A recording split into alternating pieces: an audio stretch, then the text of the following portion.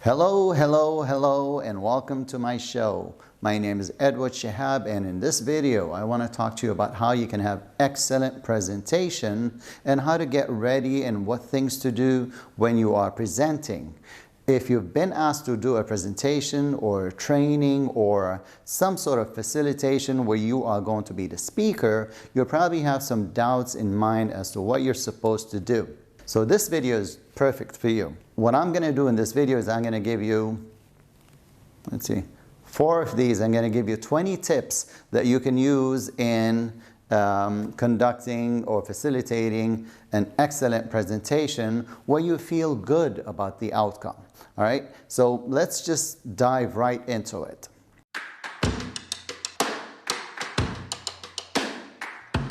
The first thing that you need to do is you need to research your information about what it is that you're going to do. So if you're going to do a training about a topic, then you need to understand that topic really well. You need to understand a few layers away from the topic itself, because people could ask you questions related to that. If it's a presentation that is pretty fixed, it's like a speech that you need to give, then you need to understand what it is that you're about to talk to people about. So if you have to remember a few things, then you got to do that. The idea of this is that you got to walk in with confidence. You can't walk in doubting yourself, feeling uncomfortable. So you have time before you need to do this. Now, there are times where you have to do this.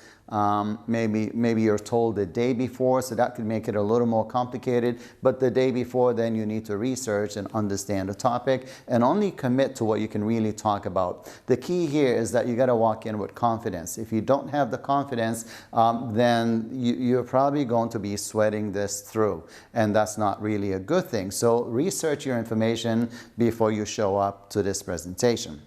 The second thing is that I would advise that if you know where this thing is going to happen, whether it's a training, a meeting, a speech, and you have the opportunity, then go and scope out the place. Check it out. See how big of a hall it is, a small place, because that makes a difference on how far your voice would go and how it echoes and where's the best place to stand or walk. So you kind of like need to imagine yourself in that setting so that you're more prepared for it. You might need a microphone in some instances, and you might need to figure out where your flip charts or other tools that you're going to need will be placed.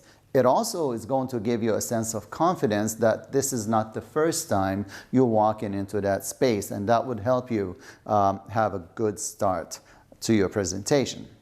The third thing I would advise you to do is sleep well the day before. If this is really a big thing and it's a huge audience, then sleep well. Get good enough rest. What you don't want is for you to be irritable on the next day. You don't want to be on the edge. You don't want to be nervous. And a lot of that would subside if you sleep well. Get enough rest. And also things that, something that people don't think about is, plan out what you're going to eat, or not plan out, because you don't really plan these things out, but decide what you're going to eat or drink the day before. Be picky or selective about what you eat or drink. Some foods, for some people, can give them acid, indigestion, or bloating, or whatever it is. You don't want to be in front of people feeling bloated and twisting and turning because you can't wait for a moment for you to go to the bathroom to relieve yourself. So no, you don't want to be in that position. Also, do not drink too many liquids that would have you rushing to the restroom every now and then. So basically, you want to be rested, so sleep well, and you also want to make sure that you have just the right foods or liquids in you so that you're comfortable standing in front of people. A lot of people miss that, and I've faced, situations where I ate something. For me, for example, peanuts give me an oily feeling and it gives me heartburn. And some fruits, some of the melon fruits give me allergies. And I tend to lose my voice for a while. So be careful what you eat, be careful what you drink, make sure you get enough rest. The fourth thing you need to do when you have a presentation or meeting or training is that you want to be early. So I tend to go in early, maybe half an hour to 1 hour before, and it is essential because I want to make sure that all the technology is in place. So audio, video, the screen, the HDMI connection, whatever it is, I want to make sure my internet's working. I want to make sure my presentation opens up. You don't want to walk in last minute and panic because that has happened to me before, and I start to sweat, and it's pretty obvious to everybody else, and you start to feel behind. You feel like you're in a bad position already. So go in early, be comfortable. Set yourself up, and if you have time, as people start to walk in, you should introduce yourself, you should start talking. Having an opportunity to talk to people before the event gives you a sense of, I know these people, you know, we've chatted a little bit, you may have, you know, told a joke, talked about the weather, sports, or whatever it is, an event, news, but it gives you a sense of, we are already acquainted and I'm not nervous. So it's very important that you go in early, set yourself up technology-wise and people-wise, all right? You want to get to know your audience. The fifth thing I would recommend, and this is optional, that depends on what the space is. If you're talking about a small space, like a conference room meeting and such inside the company, it's going to be different than a big hall, like the TED Talks. For TED Talks, you're kind of limited as to what you can do with the space. So this point that I want to mention is prepare nice big posters, and you can have your kids help you out with this the day before. If it's not your kids, then your wife, your girlfriend, your friends, anybody, or yourself, right? What you want to write is nice stuff, nice inspirational things like happy, smile, or energy or positive vibes. Pick out some very nice words. I can't think of any right now, but pick them out. It's sunny today. Whatever it is you want to write, you put them up there, and as people walk into the room and they see these things across the wall, that gives them a positive vibe. It also gives you something positive to look at during the event. So that positivity is going to go a long way in the event itself. Sets the stage, sets the mood as people walk in. The other thing that you want to do is you want to manage how you talk to yourself internally. A lot of people walk in and they're nervous, right? So there is a thing about, fake it till you make it. And a lot of people have heard, fake it till you make it, but they don't really get that. So you got to fake your confidence in a way. When you walk in to a room or when you stand in front of people, people do not have a preconceived negative impression of you. What they do is quite the opposite of that. They have a preconceived positive image of you. They think you already know. They are there to learn or hear from you. So keep that in mind. You are the one who knows. That should not put any pressure. It's not pressure. It is you already have an advantage that people think you know, all right? So take advantage of that and build on it. Mind you, the previous point that I said, prepare, right? So you must have looked up your information before you came into this event. So positive talking to yourself will be very important. Tell yourself people are not there to judge you. People are there to learn something that you've looked up and researched. You do not have to claim to be a prophet or somebody who is super nerdy or a genius. You're there to relay information that you have gathered either by research or by knowledge or by whatever, but you're going to share this information to people. All right?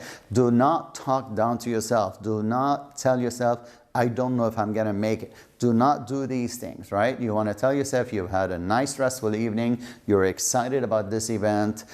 People want this information, and you want to make sure that they get that information. Your goal in your mind would be, I want to relay this information. I want them to be interested in it. I want to make sure when I look them in the eye, everybody's happy with that outcome. Do not talk negative to yourself. So positive talk, positive inner talk is super important. Avoid saying anything negative to yourself just before you talk, right? And even during, right? So do not talk negative to yourself. I think leave that for some of the people in the room. They're going to shoot you down at some point, right? Nope, don't let it panic you, all right? No negative talking to yourself. All right, now the next point here is kind of tricky. It is highly advisable that you catch the audience's attention within a few seconds. typically within 10 seconds, you got to draw attention. And that means doing something odd. Do you want people to walk in as you're humming? Or you want to start with a joke, or you want to start with something funny? Whatever it is, you got to start out with something that is not related to the topic. All right? I don't know, I do it naturally. Sometimes I intentionally fumble. Sometimes if I'm walking into a training or a meeting or an event, maybe it's a progress meeting, I look at everybody, I say, you guys are in trouble. And what that does is it sets off a sense of, laughter or happiness, or, it changes the mood. Rather than if everybody's walking in and you're just catching up last minute on your laptop and you look stressed and worried, people will be like, oh, what the hell is he going to talk about?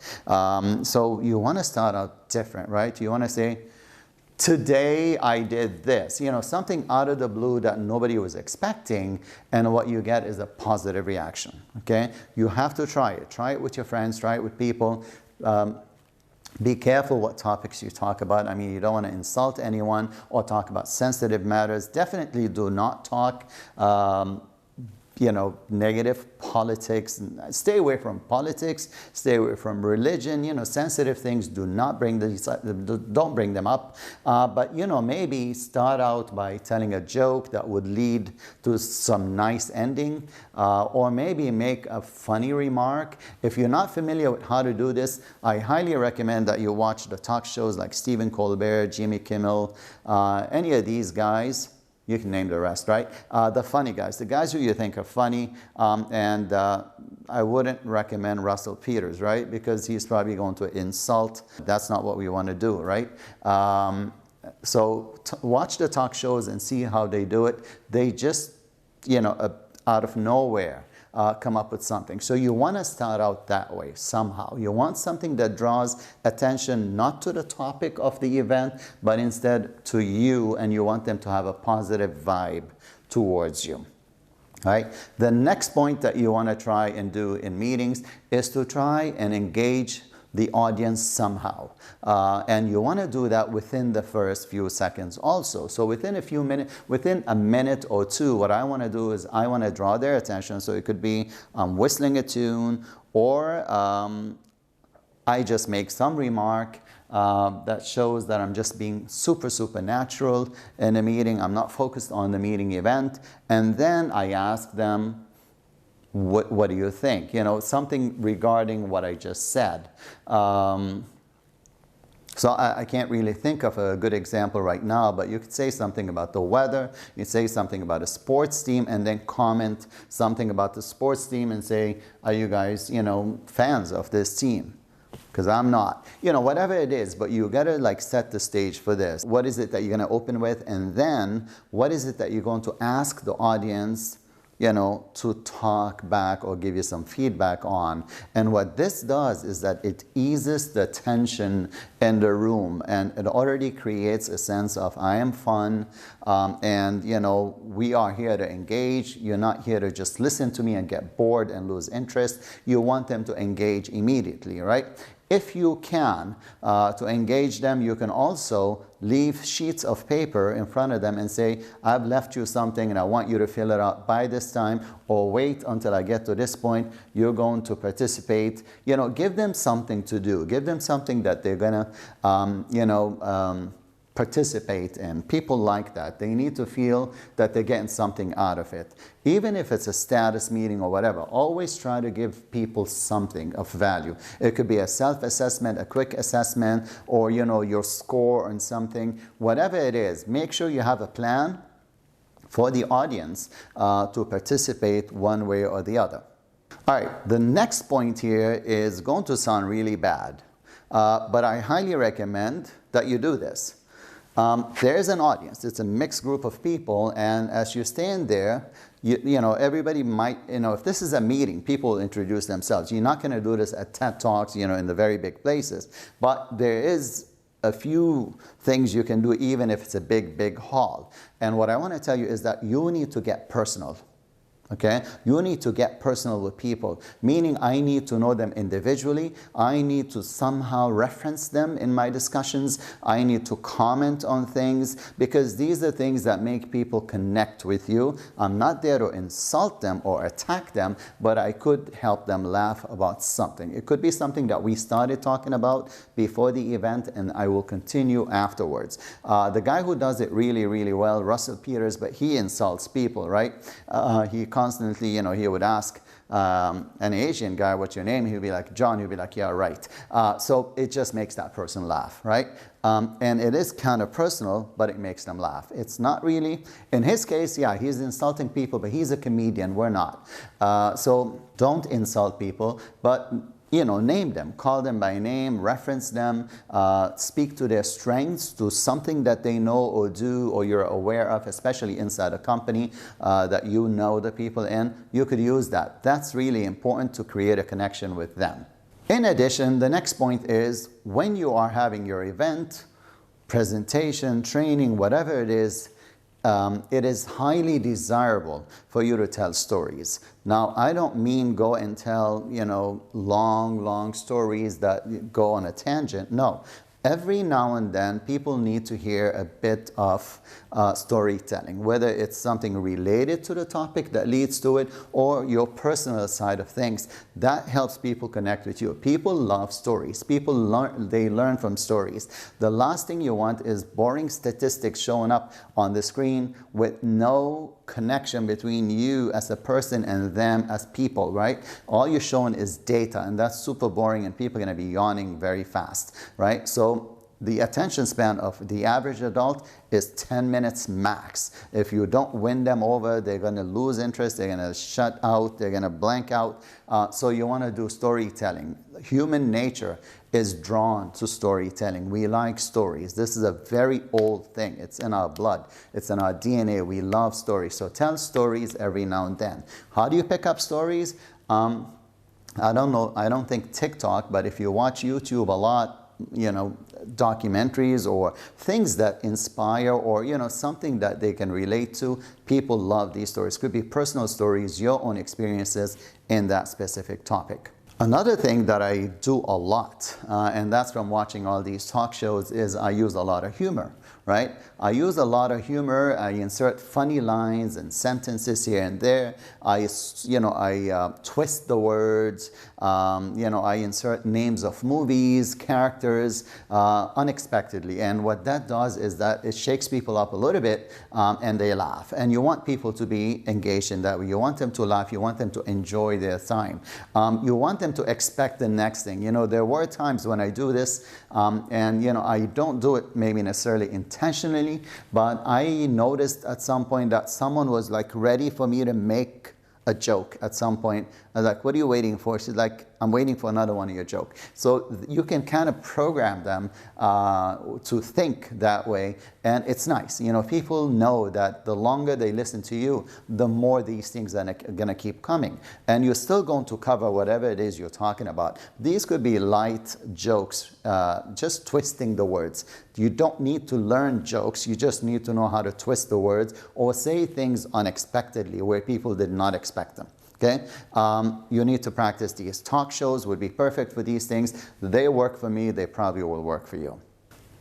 Okay, the next point is connected to this. If you're using humor and they laugh to something, what you need to do is, as you talk, maybe you talk for another 5-10 minutes, you have to somehow circle back to whatever it is that was funny before. So if I talked about somebody's, something that made somebody laugh, 5-10 minutes later, I could reference that same person. So I circle back. If it was John, I circle back to John, and it gets him laughing again. So whatever it is you talked about that made them laugh, keep that in mind. And whatever topic you had going on that made them laugh, keep that in mind and circle back to it at some point. People love the reconnection to something that you made them laugh about. Equally, the next point is to circle back to your topics, and this is more for the connectedness in the discussion on hand. So not just about what you're laughing, but instead the topic that you are there to meet about. The next few points pertain to how we act and behave and speak in that meeting or presentation or training or event. A lot of the speakers or facilitators go on a very long stretch of keeping up the same pitch and tone all through. And what that does is, after some time, people start to blank out. You need to change your pitch up and down as needed. When you're starting a new topic, start it out with some energy. When you're wrapping it up at the end, wind it down.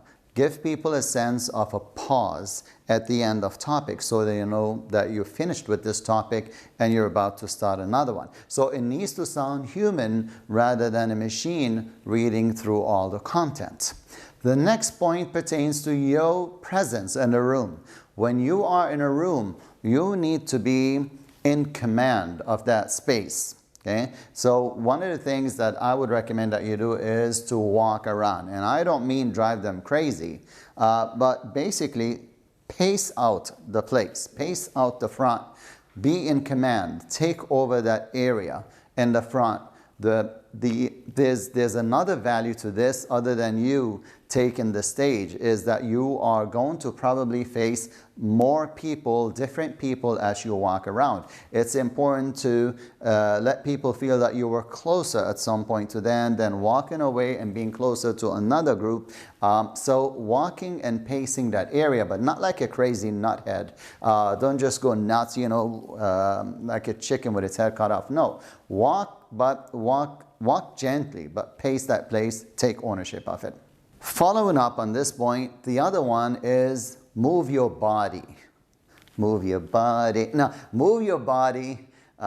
Shake your booty. No, not really. Move your body and be animated. You don't want to be in front of people looking like, I don't know, a 3D projection of something, hologram. No, you want to be animated. You want them to feel the energy. So depending on what topic you're talking about, it's okay to use your hand, point, you know, do these things. These are important. People need to feel that you are human, that you're a person, that you're passionate about what you're talking about. It's okay to move. It's okay to, you know, wiggle, dance, whatever it is, right? People need to connect to you. So that's a really important one. You got to practice being comfortable. Try that in front of a mirror. Try it in front of friends. And don't worry about it. People will appreciate it more than you can imagine. Next point is watch your body language. Don't fidget. Don't do things that make people nervous. Don't hold a piece of paper and keep crumbling it in your hands. You know, they say don't put your hands in your pocket because that shows that you lack confidence or you're shy or something. I find that it's okay, you know, if you know, I typically have something in my pocket and it gives me a sense of comfort holding that. It's not because I need comfort, it's because it is my habit. I just usually have my hand in my pocket. If your hands are not usually in your pocket, then keep them out of your pocket, right? Do not touch your face on a frequent basis. Do not scratch. But, you know, because the image that you're presenting to them, they're seeing it all. You're right there in front of them. So your body needs to be outward facing. Face your audience. This is the other point. You can't always be looking at your presentation and saying, oh, pointing to this and that, right? Or maybe looking at your screen down here. You know, keep your eyes, keep your body facing towards them. Keep your hands open towards your audience. When your hands are open, people feel more relaxed. It means you're being open and honest with them, right? So face your audience at all times. It gives you more confidence. I will add one more. Use your eyes, stare at people, and sometimes it is okay if you ask a question to pause and keep staring for a little bit just to give them a sense that I am waiting for a response. So use your eyes, use your facial muscles, smile, acknowledge, you know, give them, you know, show remarks. You're not a machine. Show remarks when you're listening, laugh. So use your facial muscles, use your eyes, look at your audience. Unless they don't want you to look at them, then don't look at them. But look them in the face. That shows confidence from your side. The final thing that I want to mention, and this is point number 20, I wasn't counting, but the last thing is watch your audience, right? So you're there for a half an hour or 20 minutes. I can't watch you now on YouTube, but if you're live in front of me, I'd be watching your behavior. I'd watch, if you're looking away, I'd watch if you staring at something else, or if you're starting to yawn, are you confused, do you have a frown on your face, you have to watch the body language of your audience. If you start to sense that they're losing interest or starting to stare away or they're starting to scribble, okay, watch for the scribbles. When people start scribbling, they could be losing interest, and what you need to do is you need to re-energize the discussion by either talking something light to that person or maybe changing the way you're doing whatever it is that you're doing. It takes time and practice. I named 20 different things that you could do, and I'm sure there's a lot more. Obviously, I'd love to hear from you if you have any ideas on how you do your presentations and how you make them more energized and interesting. I'd love to hear it. It would be nice to share with everybody else. But these are 20 things I could think of that I do that work for me, right? And a lot of people do ask me, how do you do that? Do you have any tips or advice? I don't know if these are good or not, but I figured I'll make a video. Let me know what you think. If you like the video, if you like the points, please hit the like button. And if you're not subscribed and you'd like to see more more similar videos, then please go ahead and click the subscribe button and the notification bell so that you'll know when the next video is published. It's been a pleasure talking to you. I hope these points help you on your next meeting or event, and if they do, I'd love to hear from you. My name is Edward Shihab. It's been a pleasure. Would love to see you again on the channel. Take care. Bye-bye.